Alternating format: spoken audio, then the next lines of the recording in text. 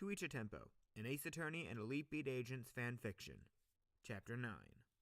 Of all things, Agent Morris never thought he'd pass for a lawyer. He grinned a bit. He couldn't help it. The memory of gray, dour hallways and distracted interns kept replaying for him. Anyone in a suit could just wander into the prosecutor's offices. Go figure. But good gravy did surveillance jobs make him twitch, just sitting by himself in a dusty closet of a records room, watching the transcorder's tiny wheels turn. Draping a forearm over his knee and leaning onto it, Morris pressed his earbud in tighter, straightening its bent cord between his fingers. Prosecutor Edgeworth was still at his desk, rustling paper occasionally. Completely unhelpful for Mr. Wright, not to mention dull. How could anyone stand the quiet? So Morris wandered. No worries, he'd be right back. He closed his eyes and forgot the dull cardboard of filing boxes.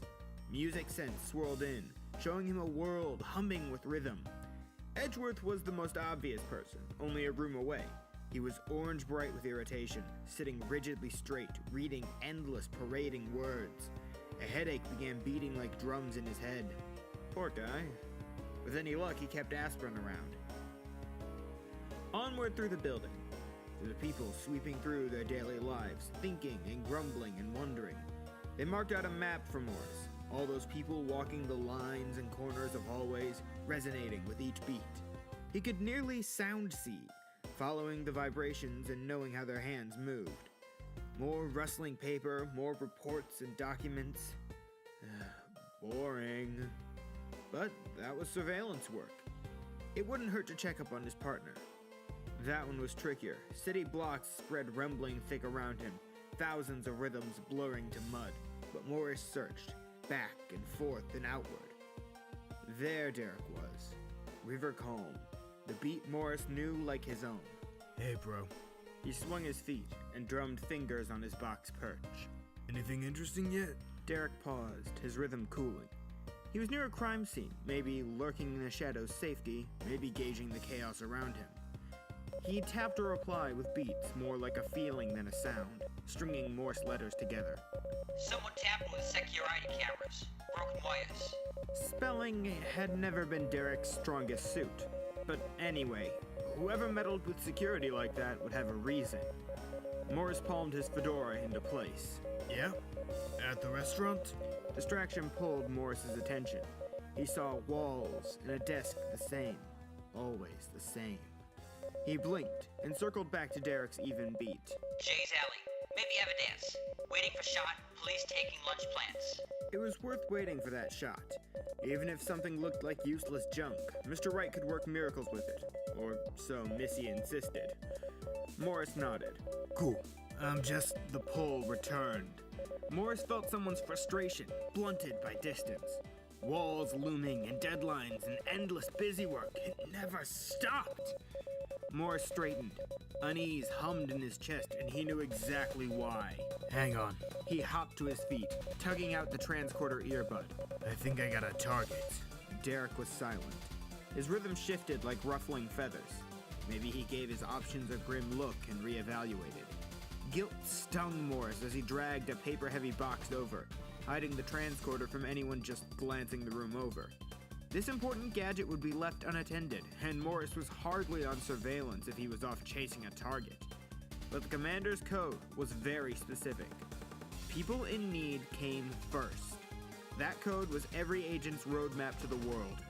With a quiet prayer to anything listening, Morris left the records room and slipped out into the hallway. The worry lapped a little higher, out here in the halls, standing silent. Morris glanced behind, another stretch of hallway. No one there either, and moved, his shoes clattering on the waxed floor and gray walls. He was nervous, but the feeling wasn't his. Derek's mutter appeared in his ear. Talk to me. They definitely need to triangulate to do this right. All these walls, blurred sound, and muffled vibrations. The target threw up his hands, maybe, or some other gesture. The window called, a bright spot in the middle of the gray. Murphy. I think we got a jumper. 10 floors up, east side of the building. Target's in his office. I'm getting walls and paperwork. He reached the end of the hall. The rhythm turned hazy and frantic. Maybe it had gotten weaker? Derek's presence grew, determined as the frown he wore. Target's below you. The faltering beats called Morris, back the way he came, but not exactly. He passed through the glass-paneled doors, heard them clunk closed as he flew down concrete stairs, and felt the tight-knotted strain of someone hunched over a desk. He's a desk worker. He's all worked up over backlogged files. That had to be right. He knew as soon as he said it, and the notes sang clearer. The rhythm emerged. Northeast side, looking out the window. Another wave, another memory glimpse of presence in the corner of Morris's vision. Derek's suit and bright red hair. Life energy called in them both, with heartbeat and breath and sharp-edged hopelessness. "Help!" it cried. And Morris turned a corner. The target drew closer. Break through the undertow, your hands I can't seem to find. Got it. Morris ducked into a room. It had a long boardroom table and some chairs. Minor things outside the driving beat of the song. He stopped, his feet formation wide, and flicked his mic out of his sleeve. 3/4 time. Good bass. You know this one, don't you, bro? Grunted agreement. Delta set. Derek liked Delta Set's dance moves, probably because he had picked most of them. Fine with me. Morris smiled and raised his mic. Derek was as good as in the same room, present and synced, tall and steady, beating beside him. Ready? 3, 2, 1. This had been coming for a long time. This panic like slow drowning. It called him. This guy had a short name, common and plain. To the window, made the concrete draw his attention. His tie strangled day in and day out. His fists tightened. What had he bothered going to school for? Paper, endless paper, a deep, scolding voice, a flash of desperation. Rock bottom's where we live, and still we dig these trenches to bury ourselves in them. Backs breaking under tension. Delta was an aggressive step set. It cried for defiance, feet planted fierce as bull hooves.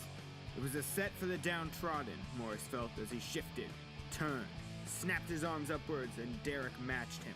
Electric rock built like thunder in the air, and the man's rhythm trembled answer. For far too long these voices, muffled by distances. It's time to come to our senses, up from the dirt. A bright snap of courage. What had he gone to school for? His goals, of course. Wrapped tight and cherished. Goals he forgot too easily. Everyone had to push through some papers to prove they were capable. Coals stirred, he lit, and he faced the papers that felt like so many sneering rivals blocking his path. So wet my tongue, break into song through seas of competition. A hop and a slide, two pairs of feet in quick tandem. Step, step, back, and the guy's rhythm steadied. His courage rose proud. Move and shake, guide each note. A tremor in Morris's throat. Maybe he hummed or sang. The music soaked everything in. So please believe your eyes, a sacrifice is not what we had in our minds. I'm coming home tonight, home tonight. The piles of overdue papers would make a sofa. There was hasty movement now, rearranging the room with bright excitement. This would hide him from tearing eyes. This would buy him time. The papers vanished under a draped blanket and made a clever sofa indeed. A face smiled wider in his memory, stirred more pride. He shone, and he could do this now. He sat, and he could try again. Work until he oversaw the world. Today I offer all myself to this. I'm living for my dying wish. I give it all. Now there's a reason to give it all. The song rippled away, drained from Morris's limbs, stretched a smile wide over his face. And he glanced to an empty boardroom, because Derek was gone. Derek had never been there. Not literally, anyway. Morris did the usual, closed his eyes, listened to empty air, remembered the textbook basics of triangulation. The world settled back to ordinary, humming calm instead of rocking glory. Whew. He leaned on the board table's edge, tucking the mic back into his sleeve, and grinned. Making fake furniture. Well, that's a new one. Still with me? Derek hummed, a dubious note through the comm lines. We shouldn't have. Realization sank in Morris's gut. Rock cool and familiar. His grin vanished. Was it really a successful mission? But we had to. No one deserved to feel that hopeless, that alone. A thick pause. Derek finally replied with infrasound's hum. You know what might happen. Of course Morris knew. He couldn't forget any of his failed missions, and no agent could. He looked down to the sleek buttoned front of his own jacket, tugging it straight. Hey, last time we backed up an office worker, it was just how that mission went. Morris opened the boardroom door to peer out. A bustling, green-clad woman vanished into an office, and the hall was empty again. And it just didn't work for that guy. Doesn't mean we can't help anyone at a desk. It was too similar for comfort, and Morris knew it. The crisp-edged documents, the deadlines, the desk monkey's peaking stress. He sighed, palming his fedora. The hallway felt endless at a walking pace. Well, we just won't let Jay know. How's that? It would tear the poor guy up at a time like this. Derek probably frowned deeper and looked away behind his shades' cover, but he didn't say anything. He knew Agent's duty just as well as Morris did. He'd get over it. Slipping back into the records room brought back Morris's guilt, like a sweater itch. The transcorder still sat behind its box shelter, receivers still clinging to the wall and wheels still turning. Everything well in the world. He pressed the earbud back in and tapped silver buttons to call up the playback. White noise roared, and then there it was. Edgeworth's voice, grudgingly polite fragments of it. Missed a phone call. Figures. Morris thumbed the frequency modifiers. Pick it up. The modifiers warped Edgeworth's pitch, stretching it like blown glass, but it didn't help the voices on the phone come out any clearer. Morris grimaced, just traces. A high squawking female voice, but heaven help him if he could make out more than that. Edgeworth was no help either, calling her ma'am with tight-strained patience. No name. Didn't get much. Maybe Fox can do something with it. Morris should have been there to adjust the transcorder's settings in the first place. Well, no regrets. They were all doing what they had to do, as best they could. Morris sat heavy on his preferred perching box and pulled off his fedora to rake a hand through his hair. As long as one of us does something right. He smiled. It's all you, bro. Find Mr. Right some miracle working junk. Morris didn't need to see Derek to know that he nodded.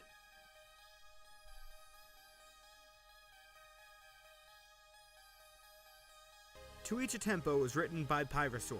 Ace Attorney and Elite Beat Agents are owned by Capcom and Inis, respectively. The narrator for this story is Genndy C.O.G. The voice of Miles Edgeworth is Lazy Ace Dia. The voice of Agent Derek is Crosby Slupe, the real Slim Shady. The voice of Agent Morris is also Crosby Slupe, the real Slim Shady. The song sung in this chapter was Give It All by Rise Against. Thank you for listening, and we'll see you next week.